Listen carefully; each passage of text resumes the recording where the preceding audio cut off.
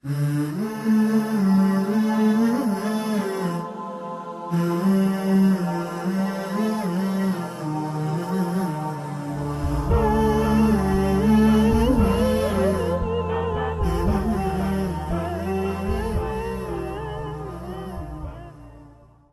اللہ الرحمن الرحیم نحمدہ ونصلی علی رسول الکریم۔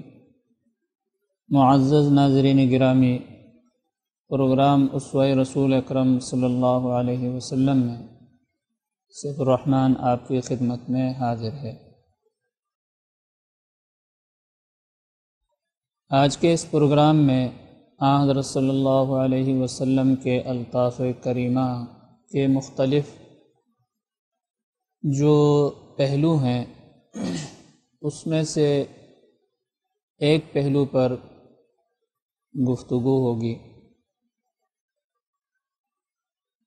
اور وہ ہے کہ حضرت صلی اللہ علیہ وسلم اپنے زبان مبارک کو لا یعنی باتوں سے ہمیشہ محفوظ رکھتے تھے، اور حضرت صلی اللہ علیہ وسلم قرآن کریم کی آیت مبارکہ والذین هم عن اللغو معرضون اس پر مکمل عمل پیرا تھے۔ سورہ مومن میں اللہ رب العزت نے ایک مومن کی صفات کیسے ہونی چاہیے اس کو ذکر فرمایا ہے، اور فلاح کی نشانی اور فلاح کی جو نتیجہ یا کامیابی کا راز ہے وہ بتایا۔ قد افلح المؤمنون الذین هم فی صلاتهم خاشعون والذین هم عن اللغو معرضون والذین هم للزکاة فاعلون والذین هم لفروجهم حافظون۔ تو ان آیات میں اللہ رب العزت نے ایک خاص بات بیان فرمائی، والذین هم عن اللغو معرضون، کہ مومن کی شان یہ ہونی چاہیے کہ وہ لغویات سے اپنی زبان کو بچائے۔ اب لغو کسی کو کہتے ہیں کہ ہر ایسا کام یا ہر ایسی بات کہ جس کا کوئی فائدہ نہ ہو، بلکہ اس کام کی وجہ سے، اس بات کی وجہ سے معاشرے کو نقصان ہو اور انسانی کسی فرد کو نقصان ہو، تو یہ قرآن کریم کے روح سے لغو کہلاتی ہے۔ حضرت صلی اللہ علیہ وسلم سب سے زیادہ اس آیت پر عمل کرنے والے تھے۔ صحابہ کرام رضوان اللہ تعالی علیہم اجمعین فرماتے ہیں کہ ہم نے کبھی بھی آپ صلی اللہ علیہ وسلم کے زبان مبارک سے کوئی لغو بات کبھی بھی نہیں سنی، اور حضرت صلی اللہ علیہ وسلم اپنے صحابہ کرام رضوان اللہ تعالی علیہم اجمعین کی بھی تربیت اسی طرح فرماتے تھے۔ ایک روایت میں آتا ہے کہ حضرت صلی اللہ علیہ وسلم نے ارشاد فرمایا قل لخیر او لیصمت،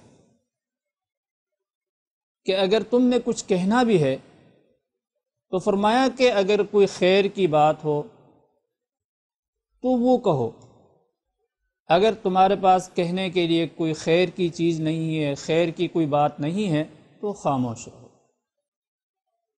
اور فرمایا کہ خاموشی یہ انسان کے اعمال کو بچانے کا ایک بہت بڑا ذریعہ ہے اور بہت بڑی حفاظت کی چیز ہے۔ تو حضرت صلی اللہ علیہ وسلم نے یہ جو ارشاد فرمایا قل لخیر او لیصمت، کہ اگر کہنا ہے تو خیر کی بات کہو ورنہ خاموش رہو۔ اگر اس پر ہمارا معاشرہ عمل کرے میرے معزز ناظرین، تو ہم بہت سارے فتنوں سے بچ جائیں گے۔ کہ ہماری یہ جو زبان ہے یہ ہمارے اعمال کو بھی کھا جاتی ہے، ہمارے معاشرے کو بھی خراب کرتی ہے اور آگ لگاتی ہے۔ ایک اور حدیث میں آپ صلی اللہ علیہ وسلم نے ارشاد فرمایا کہ بہت سارے لوگ قیامت کے دن اپنے ان زبانوں کی وجہ سے جہنم میں جائیں گے۔